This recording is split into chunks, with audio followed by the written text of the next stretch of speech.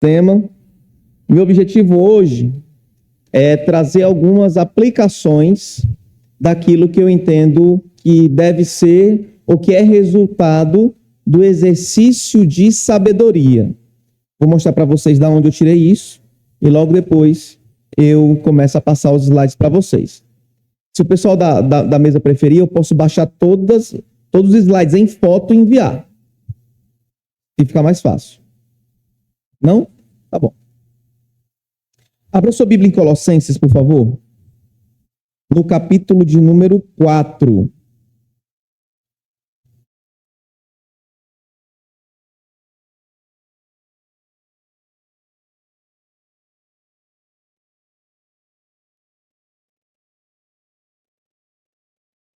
Se vocês me virem em algum momento dando olhadinha no celular, não se preocupe, eu estou recebendo fotos, vídeos e comentários sobre meu filho, pai de primeira viagem. Estou preocupado todo o tempo e na medida em que o tempo vai passando, eu vou conseguir descansar e aprendendo que quem toma conta é Deus e não eu. Mas até lá, vocês vão ter que lidar com a minha ansiedade um pouquinho, tá bom?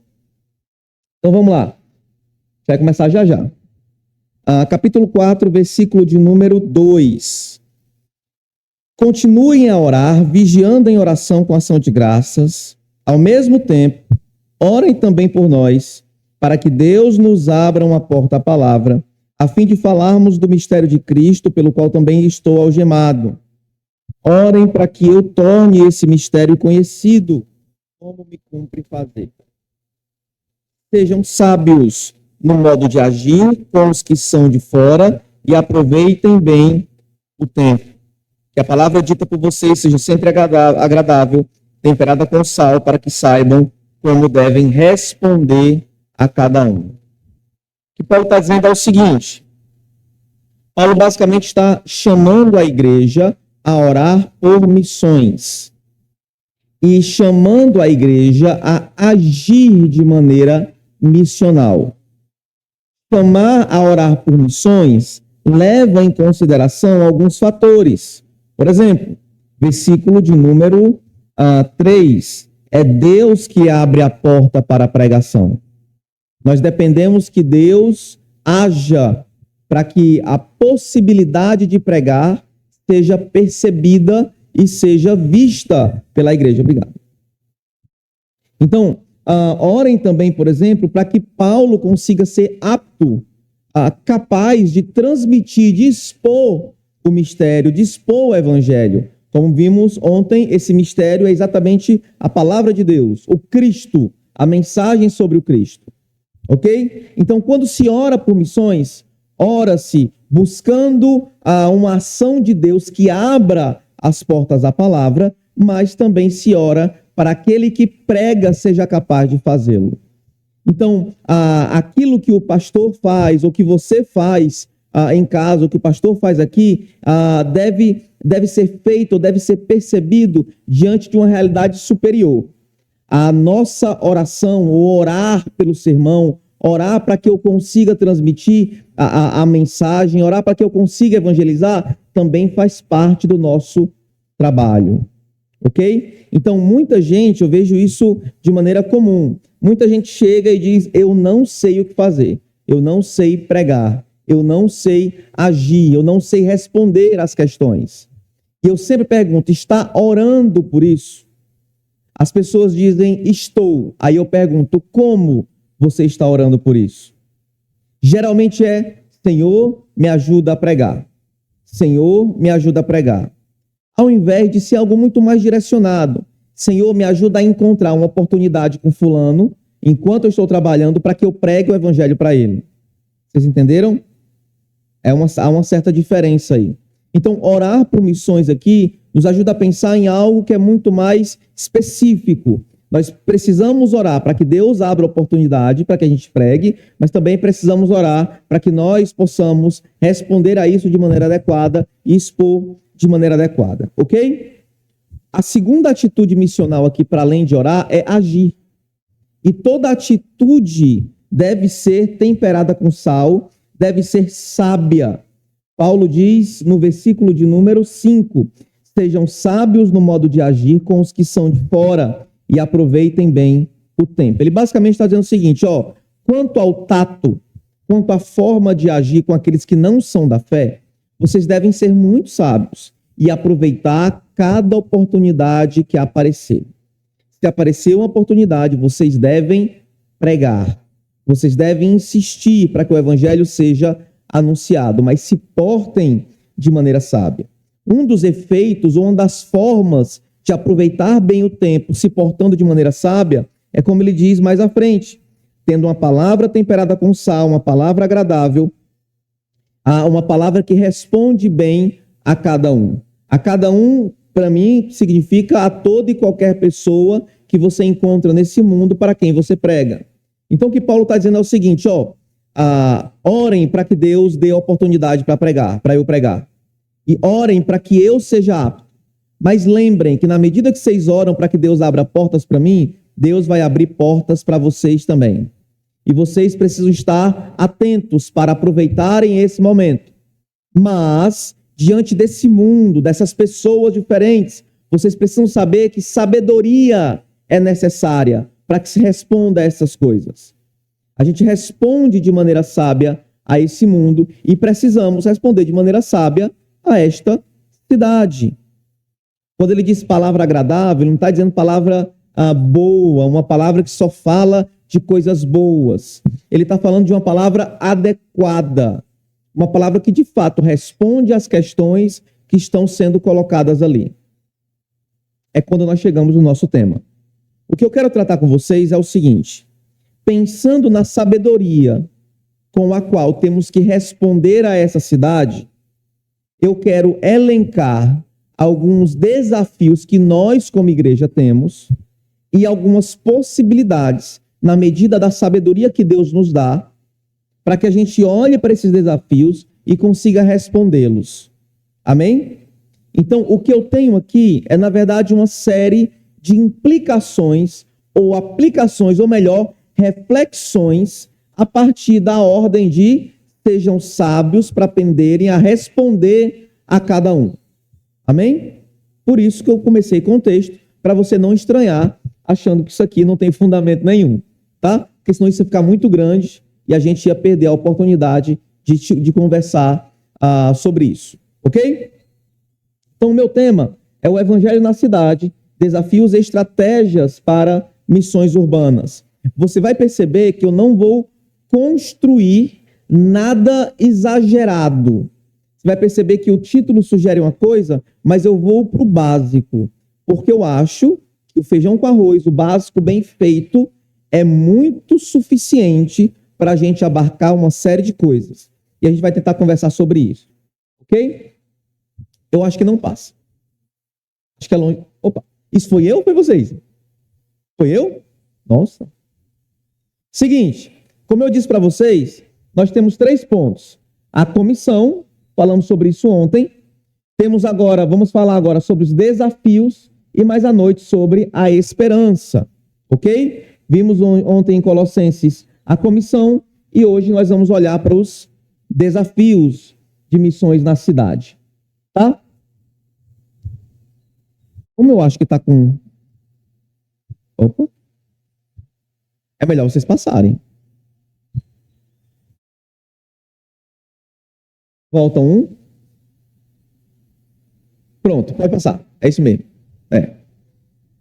Seguinte, quando nós pensamos em cidade ou em zonas urbanas, a gente precisa lembrar que o centro do mundo e que a forma de nós experimentarmos esse mundo está mudando. O centro do mundo mudou. As cidades agora são os lugares, os centros culturais, os centros de influência. A cidade se tornou algo muito mais poderoso, com uma perspectiva muito mais plural do que era antes. Nós hoje temos a própria cidade como um mundo inteiro. Aqui você encontra chinês, você encontra japonês, alemão, você encontra cearense, você encontra carioca. Para você ter ideia, a primeira vez que eu preguei para um muçulmano foi pegando um Uber da minha casa para o Cibima. A primeira vez que eu preguei para um muçulmano Foi no Uber. E ele era Uber em Fortaleza. As cidades quebraram essa ideia de norte, sul, leste, oeste. Com essa ideia dessa globalização, esse mundo agora em pequenos centros, em cidades, a gente perdeu esses limites. E se antes, né, quando a gente estudou, tinha aquela divisão, de norte são os países que têm potência, que têm poder, e o sul não, isso também se quebrou, porque as cidades agora têm um papel muito mais forte nisso. Você, dentro de um próprio país que está passando por dificuldades, você tem cidades riquíssimas e poderosíssimas, mesmo diante de um cenário muito grande de pobreza. E mesmo em um cenário catastrófico, cidades ricas podem ser levantadas. Se você lembrar, como é o nome daquela? Agora eu esqueci o nome daquela cidade. Chama Cidade do Pecado, nos Estados Unidos, que foi feito no deserto. Não é Las Vegas, não. Eu esqueci. É onde, se você assiste o UFC, né, luta geralmente tem lá. Mas acho que não é Las Vegas. Era um deserto ali, eles construíram uma cidade. Acho que Dubai também é assim, né? Vocês percebem que aquela aparente pobreza desapareceu e agora você tem um monumento ali construído, uma cidade poderosíssima no meio de um deserto, ok? Então, a ideia de cidade mudou e aquilo que nós experimentamos hoje nas nossas cidades é bem diferente do que nós experimentávamos antes. Então, a gente tem um centro cultural muito forte, nós temos uma mistura religiosa muito grande, muito parecido com aquilo que os colossos tinham. Vocês lembram que eu disse que tinha uma mistura, um sincretismo muito grande na cidade de Colossos? Pois é, na nossa também. Estava conversando, inclusive, com uma pessoa do sul do país, e ele disse uma coisa interessante. Ele disse que no sul do país tem poucas igrejas evangélicas, protestantes, mas se você for procurar centros espíritas e terreiros, você vê de ruma, multiplicando e multiplicando. E, na verdade, se você olhar para a nossa realidade aqui, parece que o evangelicalismo aqui, e muitas vezes o evangélico no sentido de mais conservador, parece que habita o norte e nordeste. Se você for para o sul, é um tipo de experiência de fé diferente. Eu lembro de uma vez, tem uma moça lá na igreja, e isso explica muito o que acontece na nossa cidade. Ela é do interior, esqueci qual é o interior dela. Não sei se é Juazeiro, não, é bem mais, Juazeiro não é mais interior, né? É já uma cidade muito grande, inclusive. Eu sei que um dia eu falando com ela, aí eu fiz um comentário sobre alguém, eu disse, miserável, fez de novo, né? Aí ela disse, pastor, que palavrão é esse? Eu disse, oi? Palavrão? É, pastor, é uma das coisas mais absurdas do mundo você chamar alguma coisa de miséria ou miserável. Eu disse, onde? Porque aqui não é, ou melhor, lá em casa não era, né? Mas parece que onde ela mora, miséria ou miserável é um xingamento fortíssimo, é um palavrão, é um xingamento. Então, a experiência dela foi... Já pensou se eu digo miserável num sermão? A pobre me chamando de pecador enquanto eu prego. O que pra gente parece tranquilo, para ela, por cultura, é outra coisa. Agora, imaginem, isso dentro de um lugar só. A nossa cidade se transformou nisso. Perspectivas diferentes, religiões diferentes. E a gente precisa pensar e repensar, porque até o centro religioso do mundo mudou. Quem foi que fez muita missão aqui no Brasil? Norte-americanos. Mas se você parar para pensar agora, o lugar aonde se está falando que é o centro das missões mundiais hoje é América do Sul e África. Mudou o centro. Lembra do pastor Valbert que foi para os Estados Unidos? Ele passou um ano lá em treinamento. E ele disse que na igreja dele, para manter a igreja onde ele estava, era 5 milhões por mês. Exatamente isso, 5 milhões de dólares por mês. A igreja era numa antiga base desativada, base do exército desativada, e eles comportavam tudo aquilo, 5 milhões por mês. O pastor Valbert perguntou quantos missionários eles tinham. 3. Mas gastavam 5 milhões com estrutura. Você está entendendo? Então, a ideia missionária parece que está tomando o sul. Parece que está mudando esse centro missionário. Alguns livros já falam disso, de missões mundiais sendo feitas por sul-americanos, por africanos. E essa perspectiva é que em 20 anos aumente. Você vê igrejas grandiosíssimas, enormes, na Coreia, na China, no Japão, onde, na verdade, antes parecia que o evangelho não sobreviveria. Entenderam? Então, quando olhamos para cidade em cidade, para lugar em lugar, você pode passar.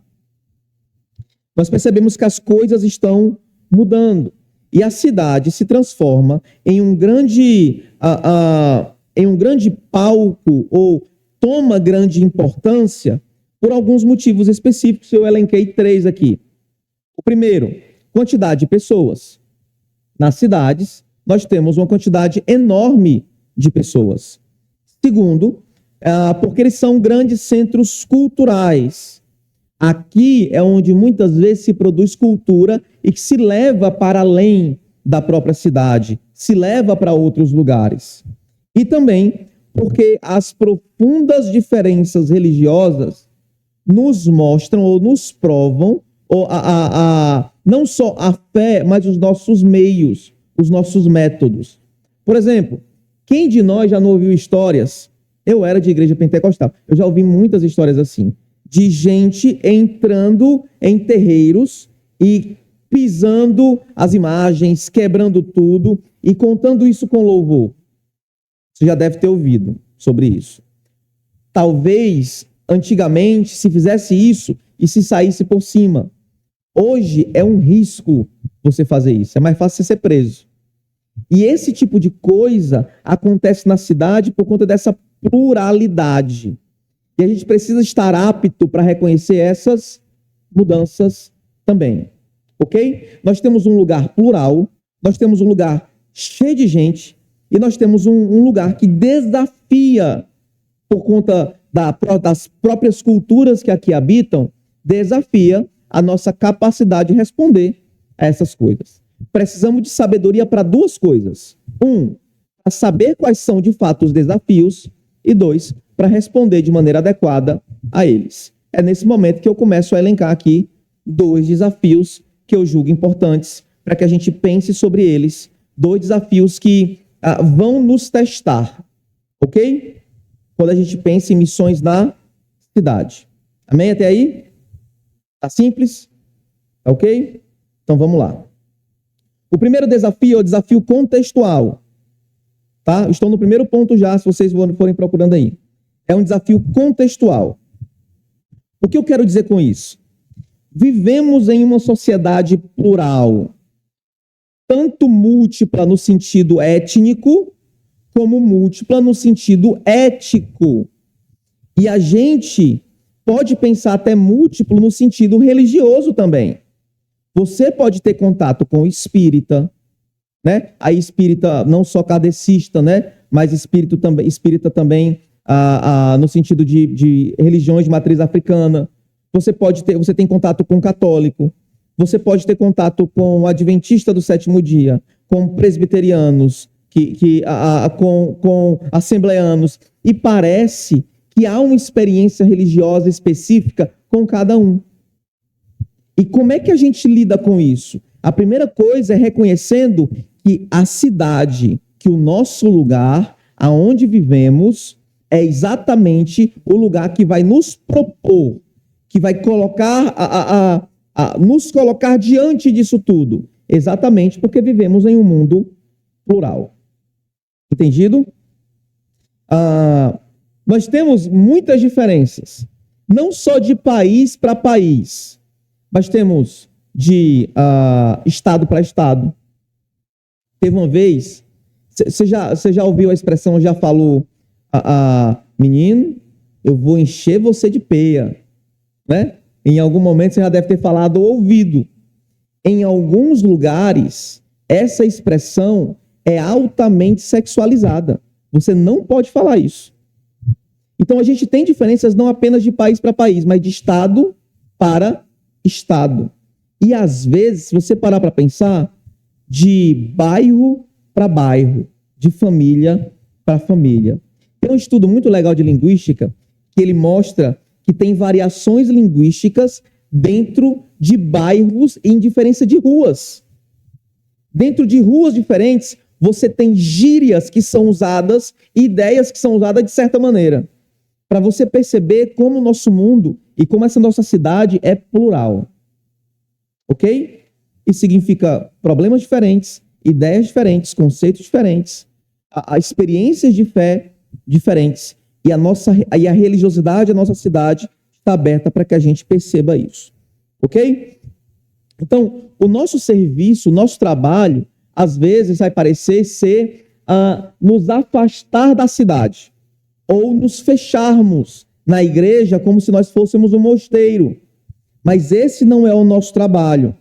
Nós devemos nos relacionar com a cidade, nos relacionar com a cultura da cidade, mas tomando muito cuidado para não cair em erros. Eu elenquei 2 tipos de erros aí, 2 extremos, que muitas vezes a gente, na nossa tentativa de nos relacionarmos com a cultura, a gente acaba errando dessa maneira. Algumas pessoas caem no absolutismo. O que eu quero dizer com isso? Parece que a única forma padronizada, adequada ou possível para que as coisas aconteçam é do nosso jeito. Entendeu? É só assim. É só desse jeito. E a gente acaba absolutizando não a necessidade de Jesus na vida dos outros, mas a nossa própria forma de enxergar algumas coisas. Em algumas igrejas, você já deve ter percebido isso, do mesmo movimento, algumas coisas funcionam diferente. Aquilo que é sociedade feminina em uns lugares é ministério de mulheres em outra. Existe algum problema disso?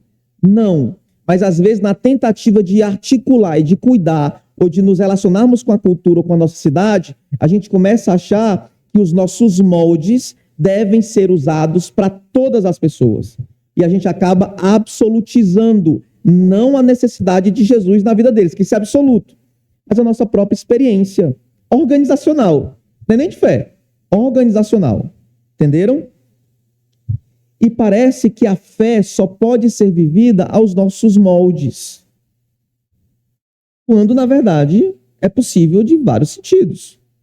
Então, por exemplo, eu contei para vocês que a minha esposa, quando o Tomás saiu da barriga, na cesárea, foi até uma cena bem chocante, porque disseram que ele era muito pequeno. Então, a médica fez um corte, e quando puxou, o menino era muito grande. E o corte não passou a cabeça dele direito, né? E quando ela puxou, a cabeça foi e voltou. E ela viu aquele ser, mole. Aí ela, Deus, o Tomás é do Senhor, o Tomás é do Senhor, o Tomás é do Senhor. Ficou lembrando isso. Eu li isso como uma boa atitude. Como uma forma de avivar, de relembrar que as coisas não são nossas, de que o nosso filho não é nosso. É uma atitude de fé, entregar diante disso o filho. Mas e quem temeu? Parece que essa pessoa não é mais fraca? Não parece que essa pessoa é inferior? Mas quem disse que é? Quem disse que todas as nossas experiências devem ser iguais nesse sentido? Porque se fossem, todas as nossas dificuldades deveriam ser iguais. Não é assim? O que a gente precisa entender é que a gente não pode absolutizar aquilo que não é absoluto. Amém? Entendido aí? Se você quiser fazer perguntas, vai anotando aí. Qualquer dúvida, você pode me perguntar depois. Eu não sei se vai ter momento para pergunta e resposta aqui. Mas se quiserem, podem fazer também, tá? Mas no final, tá bom? Então vamos lá. Outra coisa é relativizar. Porque você pode dizer, se eu não vou absolutizar, ou seja, tudo é desse jeito, nada precisa ser de jeito nenhum. Está errado também. Porque há uma forma, há um jeito. Existem princípios. Entendem? Então, quando a gente lida com a cidade, a gente vai tentar fazer com que todas as coisas sejam do nosso jeito. Ou sermos tentados a achar que nada precisa ser de jeito nenhum. A gente precisa se preocupar com esses dois extremos. Amém?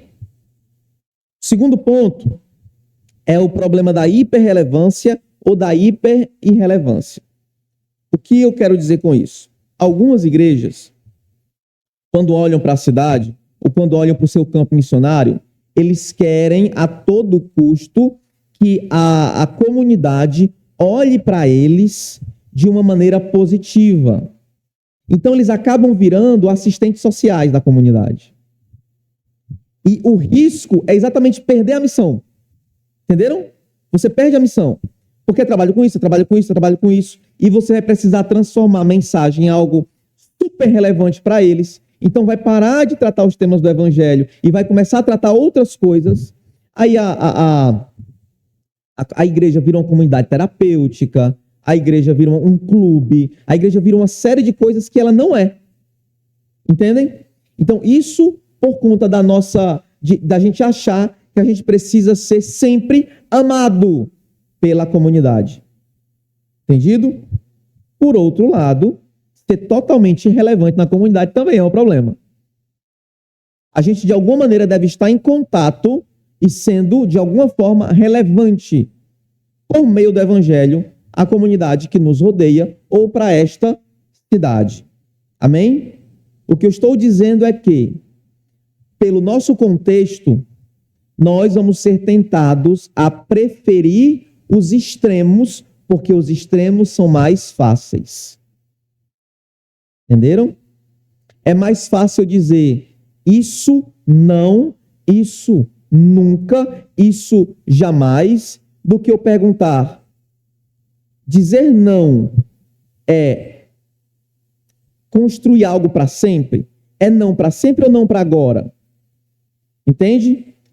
Fulano está triste, mas se essa tristeza é ruim, a tristeza de todas as outras pessoas também é pecaminosa? Será que existe tristeza justa? Será que existe tristeza injusta? Será que tristeza justa e tristeza injusta estão juntos? Fazer esse tipo de pergunta dá trabalho. Então, o que é que a gente faz? A gente absolutiza. Entendeu? A gente vai para um extremo, dizer que é sempre isso, ou dizer que é sempre aquilo, e acaba perdendo a complexidade das coisas que de fato estão acontecendo, às vezes, no nosso redor, ao nosso redor. Entenderam? Então, os extremos geralmente vão errar. A gente precisa encarar esse mundo com olhos sábios, entendendo as coisas de maneira adequada. Ok? Então, nós não conseguimos nos afastar totalmente da cultura porque a gente está aqui. Você não consegue... Por exemplo, quando eu falei da minha professora ontem, eu falei... Da minha professora, não, professora do meu irmão, eu falei dela porque a ideia de professor é muito clara para a nossa cultura. A gente sabe, se eu disser assim, se eu perguntar para você, professor sofre? Você vai dizer sofre. Se eu perguntar, professor ganha bem? Você vai dizer não ganha. Se eu disser, professor tem que ser valorizado? Você vai dizer tem. Se eu perguntar, professor é valorizado? Você vai dizer não. Porque é senso comum. Entende?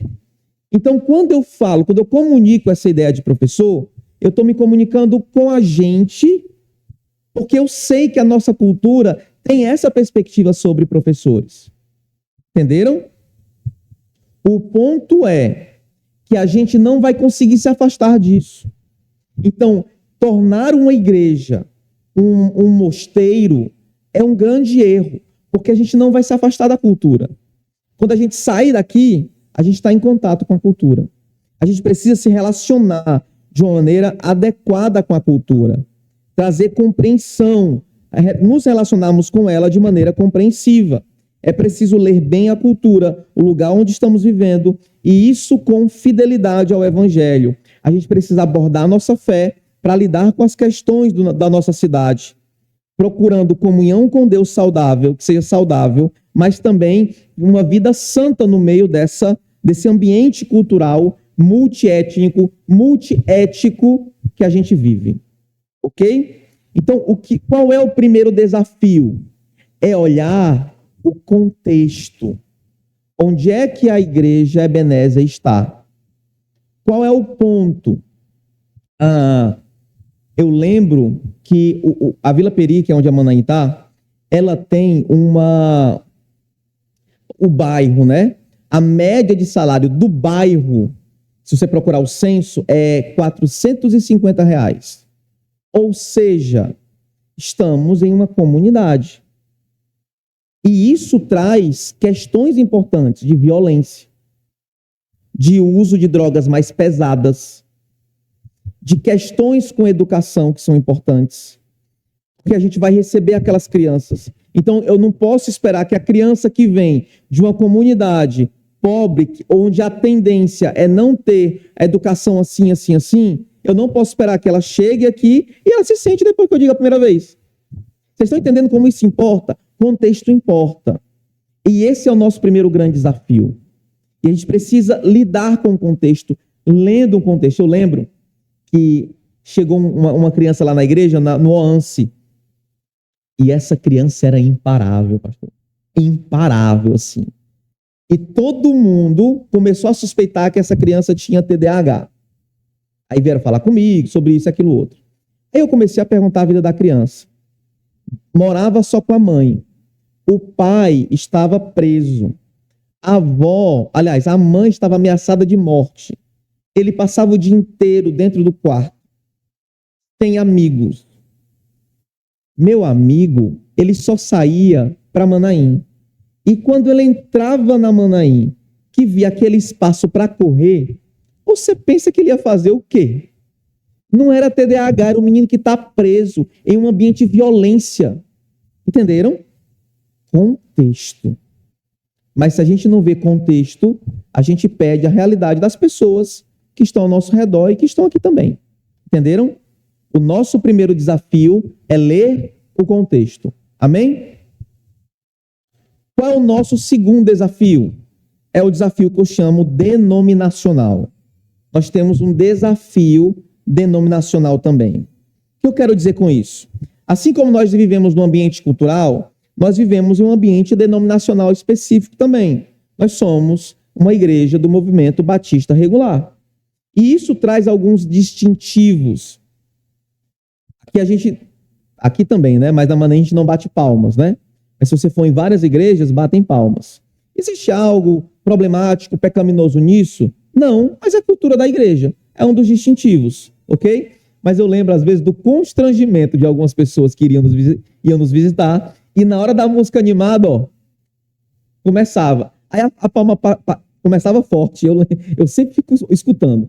Começava forte, aí parecia que a pessoa queria se manter, porque ela estava, orgulhosamente, vamos manter aqui, porque vai que eu animo mais alguém. Aí depois as palmas vão diminuindo, até cessarem, né? E eu disse, engraçado como é cultura, né? É automático para algumas pessoas. Quando eu estou nas Assembleias de Deus, eu estou batendo palma. Quando eu estou pregando, eu fui para uma palestra na igreja, uma igreja missionária. O nome é Igreja Missionária Pentecostal do Brasil, alguma coisa assim.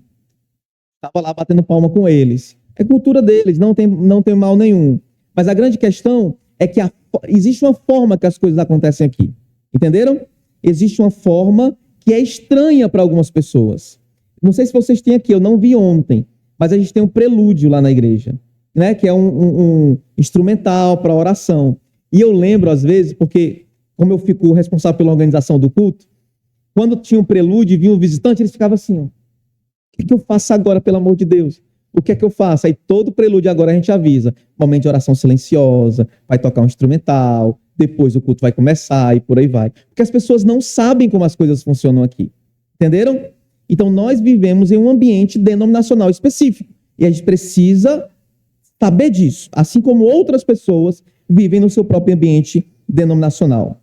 Então a cultura muitas vezes exige ou pede uma expansão da nossa consciência denominacional. O que eu quero dizer com isso? É que, às vezes, no contato com a cultura, algumas formas vão acabar mudando. Deixa eu explicar para você. Vamos dizer que nós temos uma igreja composta unicamente por homens e por mulheres casados. Unicamente. Não tem crianças, não tem jovens, apenas casados.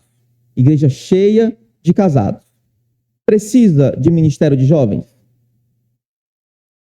Não. Né? A não ser que você faça o ministério de jovens para jovens casados. Mas com certeza precisa de um trabalho forte com casais. Entenderam? Se tem jovens, talvez precise agora montar, organizar um ministério de jovens. Entenderam?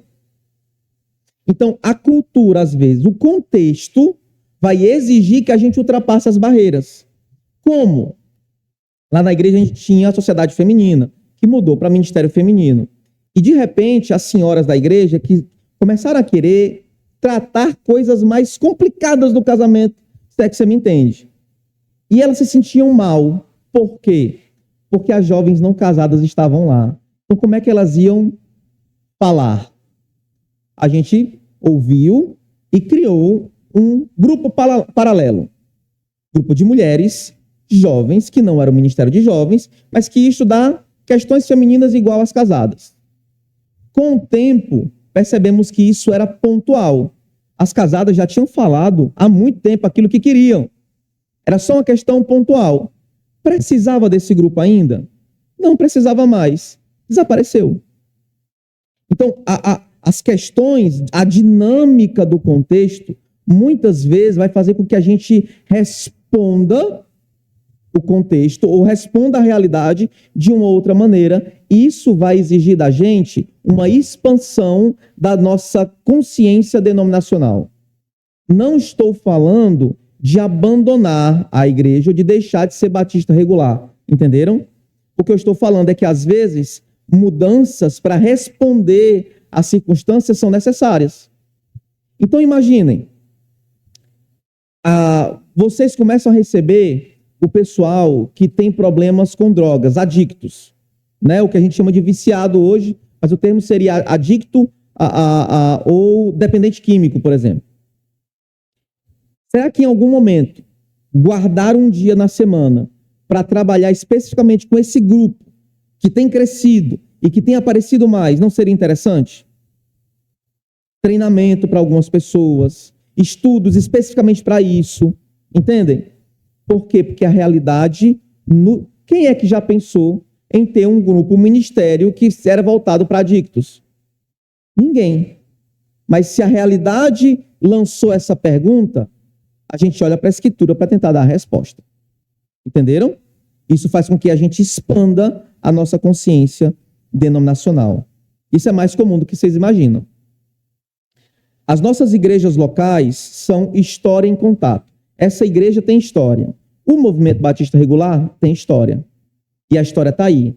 E essa história está em contato com a realidade que está aí fora. Entenderam? É história em contato com a cultura, com o mundo. Agora, o mundo é muito dinâmico.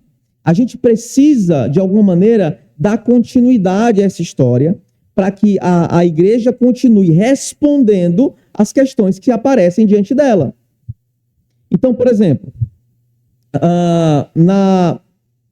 o biquíni foi inventado faz 80 anos. E quando foi inventado, foi uma loucura. Ninguém tinha coragem de usar isso. Entenderam? Ninguém tinha coragem. Porque existia uma compreensão de vestuário muito firme. Entende? Mas hoje não é mais assim. Como é que a gente lida, então, com essa nova realidade? Aceita, não aceita? O que é que a Bíblia diz sobre isso? Diz isso, isso e isso. E agora, como é que eu comunico isso a fulano e a fulana?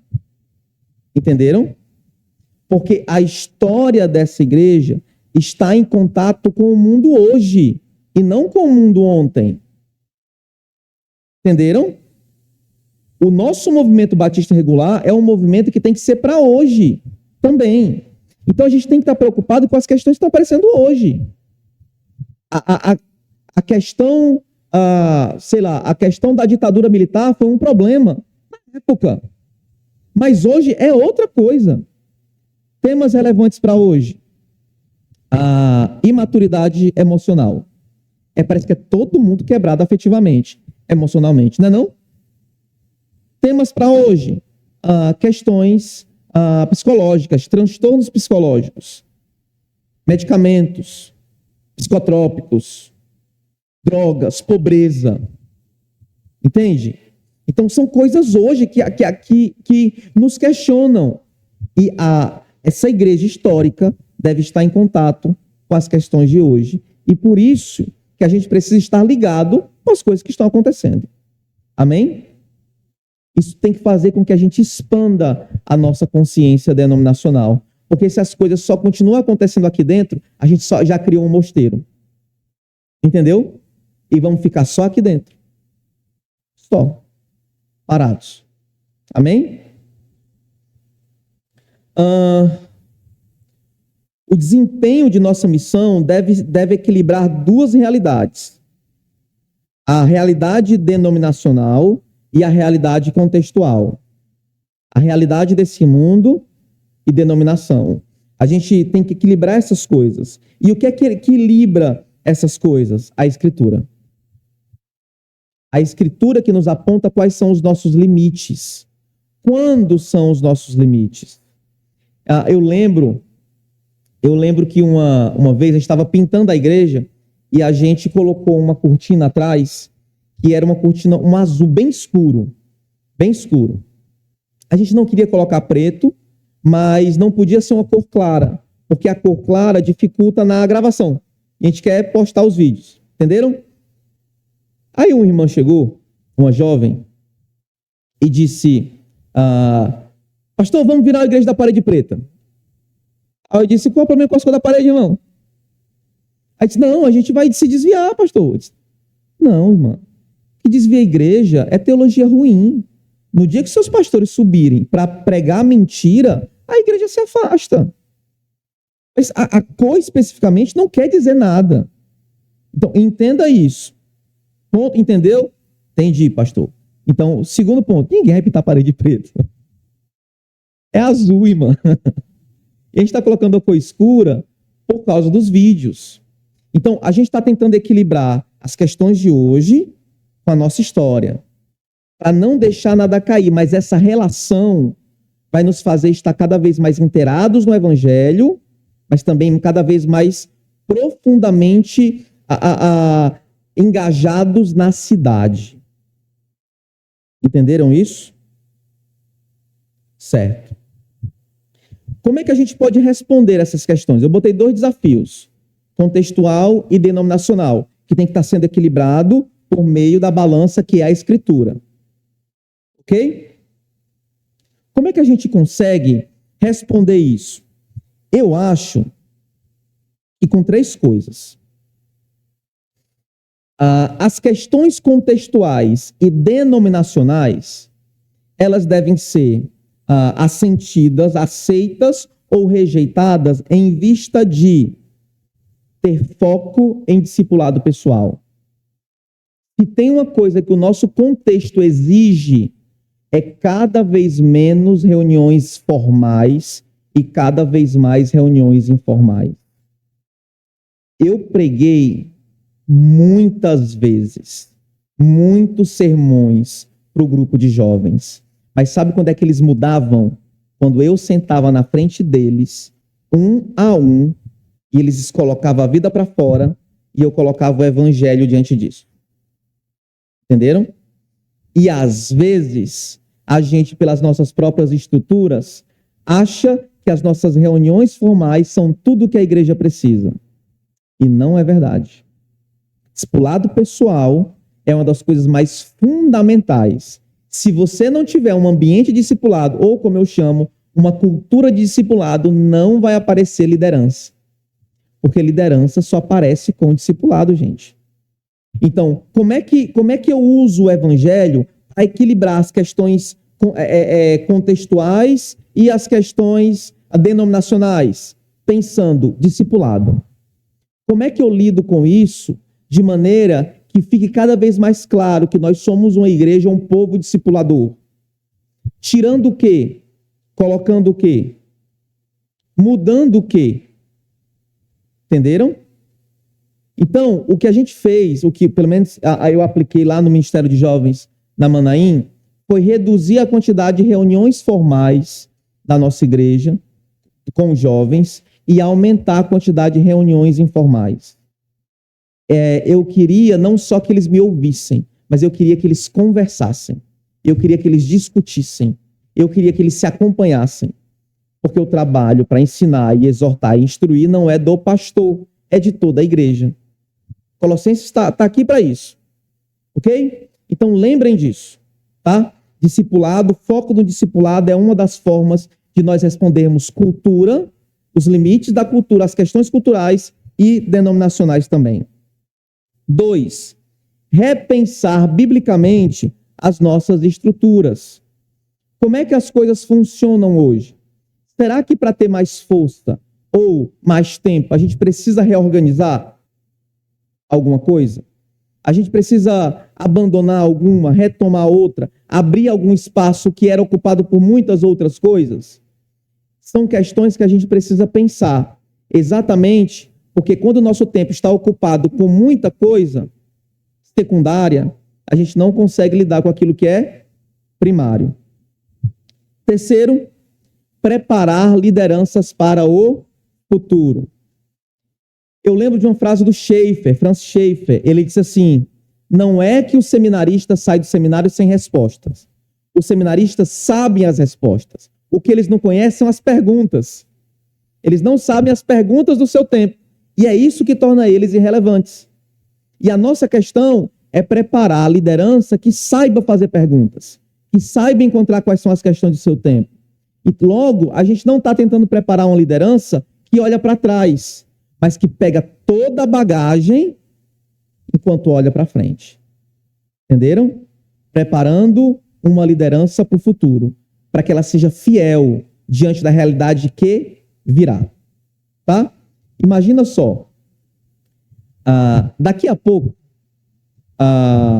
os pastores que estão aqui sentados, né, que estavam na salinha, os pastores que vão aparecer, eles vão ter que lidar com a realidade que a gente ainda não, que é chegar na casa de um jovem e encontrar 2 pais e 2 mães, ou um pai e uma mãe que é transhomem ou transmulher.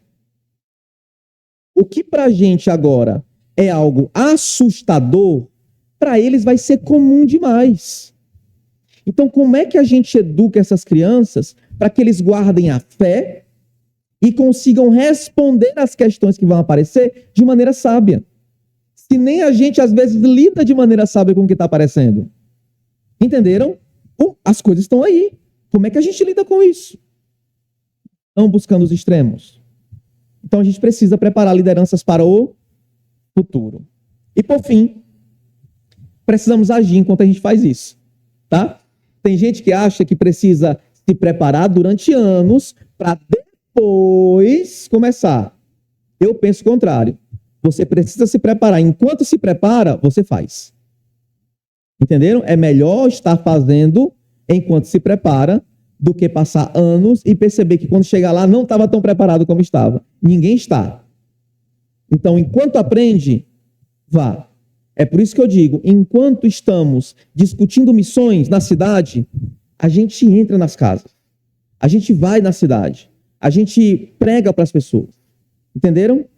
Eu acho que essas são formas interessantes de pensar para responder a esses desafios, tanto denominacionais como contextuais também.